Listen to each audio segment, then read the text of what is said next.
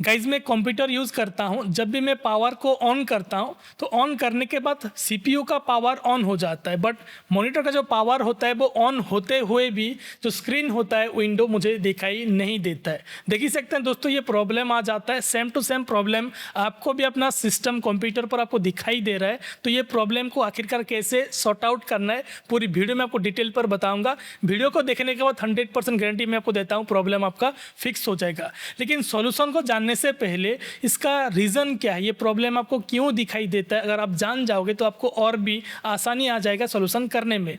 तो इसका जो पहला रीज़न हो सकता है दोस्तों, आपका मदरबोर्ड में जो रैम लगा हुआ है वो रैम में किसी भी तरह का खराबी प्रॉब्लम होने की वजह से ये प्रॉब्लम आपको होता है। 2 नंबर रीज़न हो सकता है दोस्तों, आपका प्रोसेसर में किसी भी तरह का प्रॉब्लम आपको होता है तो उसमें भी आपको ये प्रॉब्लम दिखाई देता है। और जो 3 नंबर रीज़न होता है दोस्तों, ओवरऑल मदरबोर्ड में प्रॉब्लम आ जाता है, तभी भी आपको ये प्रॉब्लम होता है। तो आखिरकार इसका सॉल्यूशन क्या है दोस्तों, मैं चलिए आपको वीडियो पर डिटेल पर बताता हूँ इसका सॉल्यूशन क्या है। तो चलिए बिना एक्स्ट्रा के वीडियो को स्टार्ट करते हैं। सो फर्स्ट ऑफ ऑल अभी मैं स्क्रीन पर आ चुका हूँ। गाइस आप देख ही सकते हैं मेरा अभी सिस्टम है, तो सिंपल मैं अभी इलेक्ट्रिक बोर्ड से मैं दोनों स्विच को मैं ऑन कर लेता हूँ। ठीक है जी, देख ही सकते हैं मैं ऑन करने के बाद पावर को सीपीयू का पावर में ऑन करता हूँ। सीपीयू का पावर जो होता है वो यहाँ पे ऑन हो जाता है, बट यहाँ पे जो डेस्कटॉप का या जो मॉनिटर का जो स्क्रीन होता है वो दिखाई नहीं देता है दोस्तों। यहाँ पे पूरी तरह से ब्लैक दिखाई दे रहा है। कोई भी यहाँ पे की को प्रेस करने के बाद भी यहाँ पे मुझे कोई भी सिस्टम में यानी कि मॉनिटर में स्क्रीन मुझे दिखाई नहीं देता है, विंडो वगैरह कोई भी मुझे प्रोग्राम शो नहीं होता है। तो आपको करना क्या है, पहले मेथड पर यहाँ से चलिए मैं पावर को ऑफ कर लेता हूँ कम्प्लीटली, मैं सिस्टम को भी ऑफ करके। आपको करना क्या होगा दोस्तों, आपको रीवायरिंग करना है, आपका सिस्टम को रीवायरिंग करना है। इसका मतलब है दोस्तों, सारे यहाँ से मैं दोनों को निकाल लेता हूँ इलेक्ट्रिक बोर्ड से।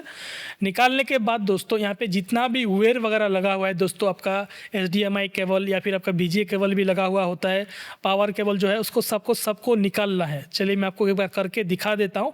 रीवायरिंग आपको करना है। चलिए ये जो HDMI केबल लगा हुआ है दोस्तों, देख ही सकते हैं मेरा मॉनिटर पे और CPU पे लगा हुआ है। इसको भी मैं रोटेट कर लेता हूं ताकि आपको अच्छे से समझ में आ सके, आपको कोई भी कन्फ्यूज़न ना रहे। इसको ये कीबोर्ड और माउस का मैं दोनों को निकाल लेता हूं। दोनों को निकालने के बाद आप देख ही सकते हैं ये मेरा HDMI केबल जो कि भी मेरा CPU में लगा था, और ये मॉनिटर का मैं HDMI केबल दोनों का भी निकाल लिया हूँ। ठीक है, निकाल के यहाँ से मैं पावर केबल को भी यहाँ पे मैं निकाल लेता हूँ जो मॉनिटर का, और यहाँ पे मेरा CPU का मैं पावर केबल को भी निकाल लेता हूँ। ऐसे आपको यहाँ पे कर लेना है दोस्तों। सारा केबल जितना भी लगा हुआ था यहाँ पे पूरी तरह से कंप्यूटर का आपको निकाल लेना है अच्छे तरीके से। देन आपको रीवायरिंग करना है, फिर से आपको लगाना है दोस्तों। HDMI केबल अभी मैं ले चुका हूँ, तो यहाँ से HDMI केबल को मैं CPU पे एक बार लगा के फिर से मैं एक मॉनिटर पर लगाता हूँ। आपका हो सकता है दोस्तों VGA केबल भी आपका सिस्टम में लगा हुआ होता है, कई बार HDMI केबल नहीं है तो VGA केबल को एक बार निकाल के आपको करना है। ठीक है जी, तो यहाँ से मैं देखने के लिए मिलेगा अच्छे से पूरी तरह से टाइट पर आपको लगा लेना है, टाइट करके अच्छे से। देन जैसे मैं पावर केबल को लगा लेता हूँ मेरा मॉनिटर पर, देख लीजिएगा यहाँ से मैं लगा लेता हूँ इलेक्ट्रिक बोर्ड में। देन यहाँ से मैं पावर केबल को भी आपको अच्छे से टाइट करके लगाना है। कई बार लूज होता है, लूज होने की वजह से भी आपको ये प्रॉब्लम हो सकता है। तो ये रीवायरिंग करने का मतलब ये है दोस्तों कि कई बार लूज लगा हुआ होता है तो प्रॉब्लम होता है। तो फिर से यहाँ पे मैं ये पावर केबल को लेके मैं फिर से इलेक्ट्रिक बोर्ड को लगा के यहाँ से मैं CPU में लगा लेता हूँ। ये कम्प्लीटली जब यहाँ पर लगाने के बाद अभी मैं इलेक्ट्रिक बोर्ड से मैं स्विच को मैं ऑन कर लेता हूँ। चलिए देख लीजिएगा, इसको भी मैं रोटेट एक बार कर लेता हूँ।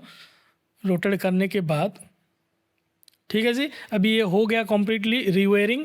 देन यहाँ से मैं इलेक्ट्रिक बोर्ड से मैं स्विच को ऑन कर लेता हूँ। तो ऑन करने के बाद अभी मेरा अभी CPU का मैं पावर ऑन कर लेता हूँ। देख ही सकते हैं मेरा अभी मॉनिटर पर लिखा हुआ चुका है इंटेक्स, और यहाँ पे मेरा जो सिस्टम है दोस्तों आप देख ही सकते हैं स्क्रीन अभी मेरा आ चुका है। देख लीजिएगा दोस्तों, अभी मेरा विंडो अभी ओपन हो रहा है।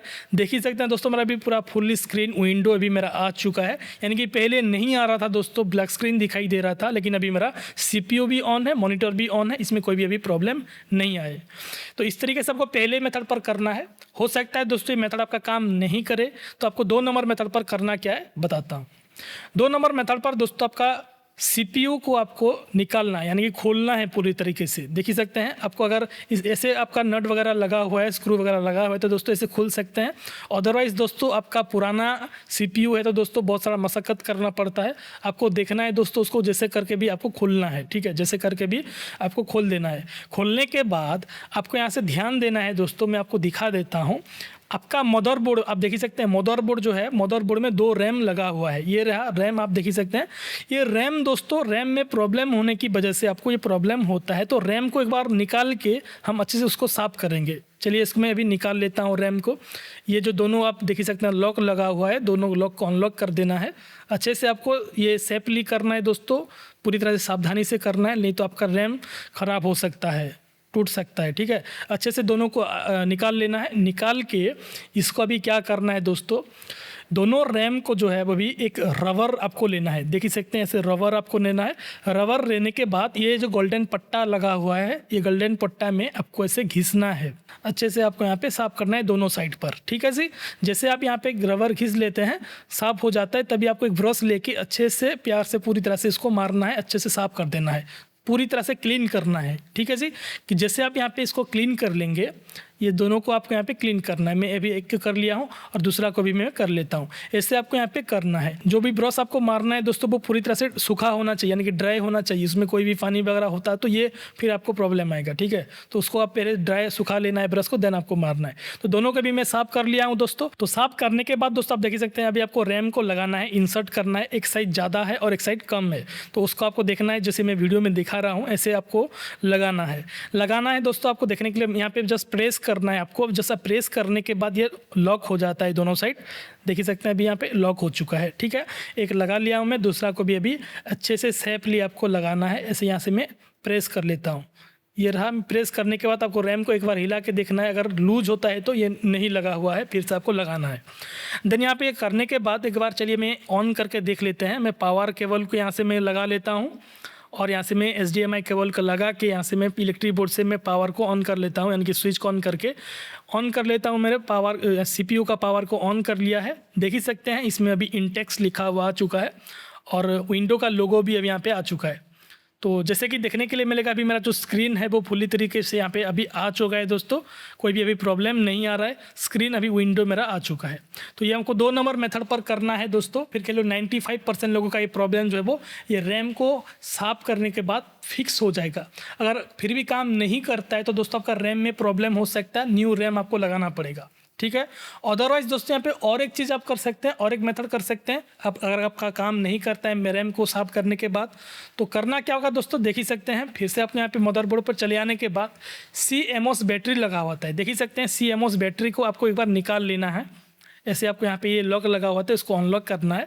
अनलॉक करने के बाद CMOS बैटरी में प्रॉब्लम होने के बाद भी प्रॉब्लम आपको दिखाई देता है दोस्तों, तो इसको भी आपको एक बार साफ़ कर लेना है। ब्रश वगैरह आपको यहाँ से मार लेना है।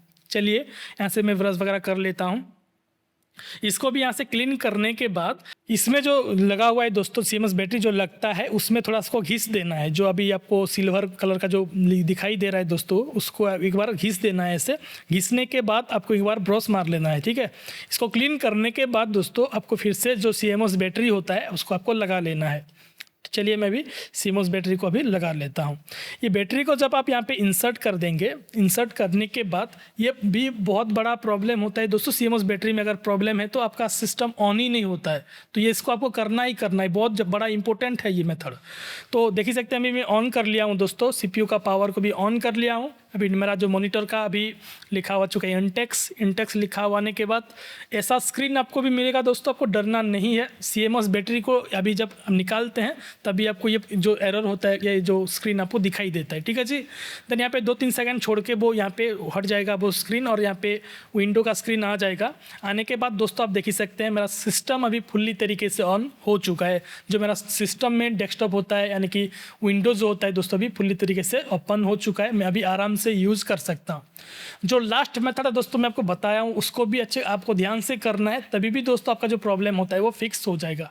ये सारा मेथड करने के बाद दोस्तों 99% लोगों का, या फिर कह लो 95% लोगों का प्रॉब्लम फिक्स हो जाएगा। अगर नहीं होता है तो हो सकता है दोस्तों आपका रैम में प्रॉब्लम होगा, न्यू रैम आपको लगाना पड़ेगा, तब जाके आपका सिस्टम स्टार्ट होगा। मैं आपको ये गारंटी दे रहा हूँ। ठीक है जी, तो ऐसे दोस्तों आपको स्टेप बाय स्टेप करना है। फिर भी आपको कोई भी प्रॉब्लम वगैरह आता है तो मुझे कमेंट बता सकते हैं, मैं आपको ज़रूर रिप्लाई करूंगा, उसमें कोई भी आपको प्रॉब्लम नहीं आएगा। फिर भी आपको ये टेलीग्राम चैनल ज्वाइन करना चाहते हैं तो मेरे साथ आप बातचीत भी कर सकते हैं, चैनल को ज्वाइन भी कर सकते हैं टेलीग्राम पर।